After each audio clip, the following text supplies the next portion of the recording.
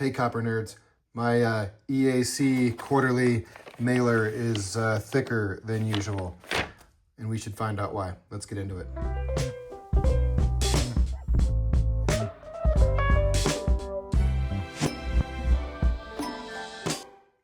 Of course, I know why it's fat. It's because it's got our EAC annual auction catalog in there from Early Sense Auctions. So let's look at it. Bam, beautiful. Beautiful catalog. All right, and of course, we've got this quarter's edition of Pennywise. Let's see. Letter to the editor, some updates on the NCs. Some new die states discussion, continuation of the Sheldon 64 inventory, which is cool. Something on counterfeits from Jack Young.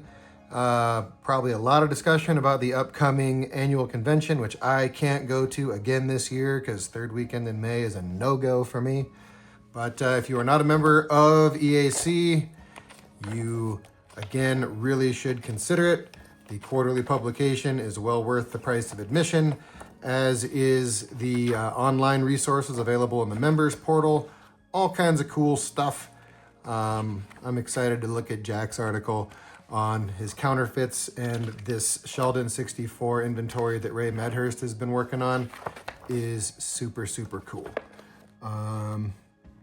Actually, I wonder if my coin is in this one. He's going to go through all of them, and we're probably getting fairly close to mine. I think they're going in descending order of condition. And anyway, that was not what we were here to look at. We're going to look at the auction catalog, but I just got myself curious to see if I'm in here just yet. Not quite yet, but probably in the next issue. Mine is a very, very late die state Sheldon 64 with a very advanced crack. Kind of like that one. That looks like it's very advanced also. But all right. Let's look at the 2025 EAC Convention Sale catalog real quick. My first time seeing it as well. Eric Schneckloth's collection's going through this sale. What else we got? The Stan New collection of half cents as well. All right, let's jump into it. Early Sense Auction. There's Eric. You can also, if you're an EAC member, Early Sense has an app where all this stuff is already in there, and you can actually bid on some of this stuff already. I've got a couple of bids stuck in there for the time being.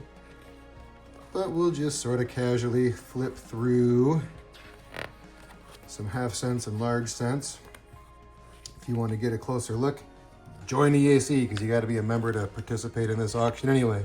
Some chain cents, some wreath cents. Ooh, that's a beauty of an 18A. I have my 18A already, but I need a 19A with blundered edge letters.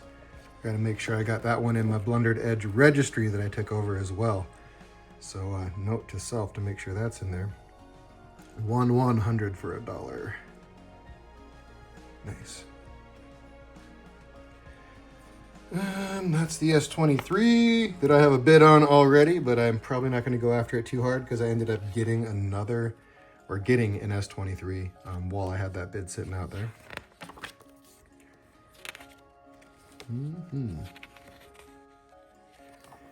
Lots of fun stuff. Plenty of 1794s. Ooh, and a Sheldon 37, the rarest of the rare.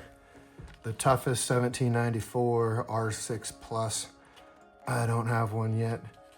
Someday, maybe. Ooh, 52 from the River collection. I've got a couple of Jules River coins. What was that one? Starred Reverse, I thought so. I don't have one of those either yet. And moving past the 1794s into the stuff that many, many people appreciate, just less so for me. That's awesome. Look at that. Giant cud or two. Couple of big old cuds. Neat, neat, neat.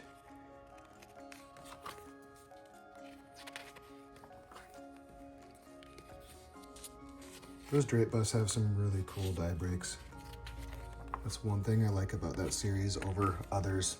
1794s have great die breaks, but drape busts have tons of great die breaks. Yeah, there's a big one there too. So I'm gonna, ooh, look at that, more big die breaks, more. Okay, I'm gonna start flipping through chunks because I don't want you to get to see the whole entire. Speaking of die breaks, the harpooned whale's always a lot of fun, 1831 and 12. There's another one. It's kind of rough though. That's an early one. And 12s are cool. All right. Jumping through a little further. Some high grade braided hairs back here, which I also enjoy and appreciate. Ooh, X-Nafsker. All right. Well, there is your quick overview of this year's EAC catalog. If you're not a member, you should become one. If you're able to attend the annual conference, which I am not, I'm sure you will find it well worth your while. I will be going to the ANA summer session this summer, second session, as a consolation to missing out on the EAC conference, but I will be in Charlotte for 2026.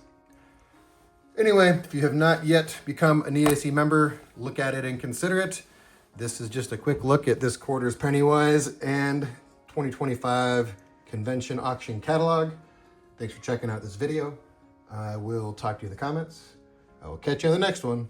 Peace.